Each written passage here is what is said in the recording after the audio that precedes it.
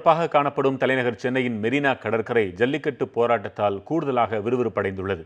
காவலர்கள் எச்சரித்த கெடுவையும் மீறி ஜல்லிக்கட்டு ஆதரவாளர்கள் தொடர்ந்து போராடி கொண்டிருக்கின்றனர். அரசு குழு ஒன்றை அமைத்து பேச்சு நடத்தும் வரை போராட்டம் தொடரும் என்று போராட்டக்காரர்கள் உறுதியோடு தெரிவித்துள்ளனர்.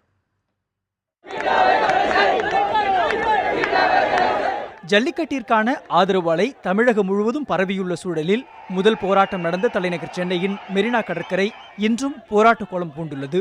ஜல்லிக்கட்டு மீதான தடையை நீக்க கோரியும், பீட்டா அமைப்பை இந்தியாவில் தடை விதிக்க வலியுறுத்தியும், அலங்காநல்லூர், வாடிப்பட்டியில் கைது செய்யப்பட்டவர்களை விடுவிக்க கோரியும் சென்னை மெரினா கடற்கரையில் காலை முதலே திரண்ட இளைஞர்கள் போராட்டத்தில் ஈடுபட்டுள்ளனர். சமூக வலைதளங்கள் மூலமாக ஒன்றிணைந்த ஏராளமான இளைஞர்கள் கருப்பு சட்டை அணிந்து வந்திருந்தனர். இரவு கவிழ்ந்தும் போராட்டம் தொடர்ந்த நிலையில் அங்கு மின்சாரம் துண்டிக்கப்பட்டதால் செல்போன் டார்ச்சை ஒளிர வைத்து இளைஞர்கள் போராட்டம் நடத்தினர். இது ரொம்ப ஒரு பெருமையாக இருக்குது. இந்த இடத்துல இப்போ இன்றைக்கி கலந்துக்கிட்டது. நான் ஐடி இதில் ஒர்க் பண்ணுறேன். ஸோ இப்போ எல்லாமே பார்த்தீங்கன்னா எல்லாமே இப்போ ஸ்டூடெண்ட்ஸ் தான் இருக்காங்க.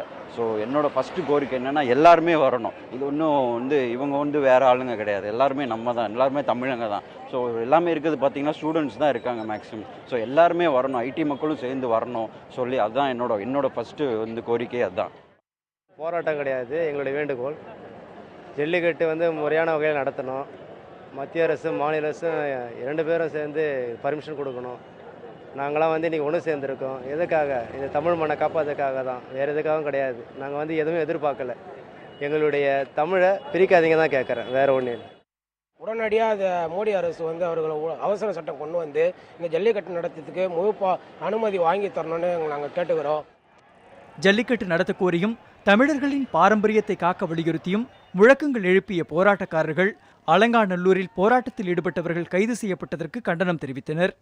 வாட்டர் பாக்கெட் எடுத்து அடிக்கிறீங்க.